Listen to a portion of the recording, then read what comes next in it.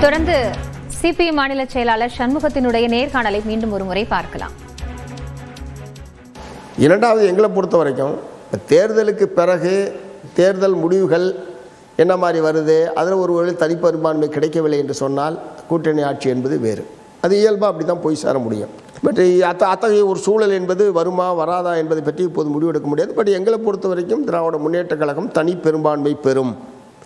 இந்த 2026 தனி பெரும்பான்மை பெற்று ஆட்சி அமைக்க என்பது தான் மார்க்சிஸ்ட் கம்யூனிஸ்ட் கட்சியினுடைய கருத்து. கள நிலவரமும் அப்படி தான் தெரிகிறது. அப்போ ஒரு கட்சி தனி பெரும்பான்மை பெற முடிகின்ற போது ஒரு குறைந்தபட்ச கூட்டான ஒரு செயல் திட்டமோ ஒரு கூட்டான தேர்தல் அறிக்கையே இல்லாத நிலையில் இவங்க கூட்டணி ஆட்சி தான் அப்படின்னு அதுக்கான தேவை என்பது இருப்பதாக தெரியல.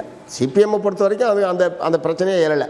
நாங்கள் இன்னொரு கட்சியினுடைய தலைமையில் ஒரு அமைச்சரவையில் பங்கேற்பது என்பது சிபிஎம்முடைய நிலைப்பாடு இல்லை. அதாவது அது 2019 2021 கிடையாது. 2019 நாடாளுமன்ற தேர்தலின் போது வங்கி மூலமாக வங்கி கணக்கில் பெற்று அவர்களிடம் கொடுத்தது. அது ஒன்றும் மறைமுகமாக நாங்கள் வாங்கி செலவழித்தது, அது ரகசியமாக கண்டுபிடிச்சாங்க அப்படின்றதெல்லாம் கிடையாது. தேர்தல் ஆணையத்தினுடைய வரவு செலவில், இன்கம் டேக்ஸுடைய வரவு செலவில் வந்திருக்குது. அதன் அடிப்படையில் தான் அது வெளியே தெரியும்.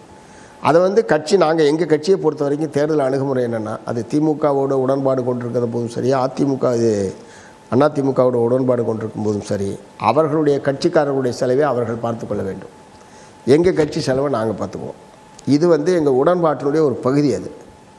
இது நீண்ட காலமாக இந்த அணுகுமுறையை கடைபிடிச்சிட்டு வரும். ஏன்னா அவங்க செலவை எங்களால் சமாளிக்க முடியாது. இப்போ எங்கள் கட்சிக்காரவங்க நாங்கள் சொல்கிறத கேட்பாங்க. ஒரு வேளை இல்லை தோழர் இன்றைக்கி யாருக்கும் படி கிடையாதுன்னா கம்முன்னு இருப்பாங்க. தோழமை கட்சியில் அப்படி நடத்த முடியாது. ஸோ அதனால் உங்கள் கட்சிக்காரவங்களுடைய வரவு செலவை நீங்கள் பார்த்துங்க. அதே மாதிரி நாங்கள் மற்ற தோழமை கட்சிகள் போட்டியிடுற இடத்தில் அவங்கள்ட்டேருந்து பணம் வாங்கி நாங்கள் செலவழிக்க மாட்டோம்.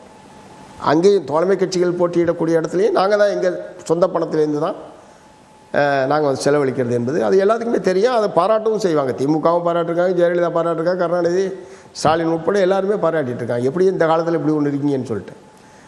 அதுதான் அவர்கள் கட்சிக்காரர்களுடைய செலவுக்காக அது எங்கள் அக்கௌண்ட்டில் நாங்கள் வேட்பாளர் நின்றுன்ற முறையில் கொடுத்தது. அது இப்படி வாங்கி அப்படி கொடுத்தது என்பதை தவிர நான் பல முறை சொல்கிறேன், சிங்கிள் டீ கூட சாப்பிட்டதில்லைன்னு.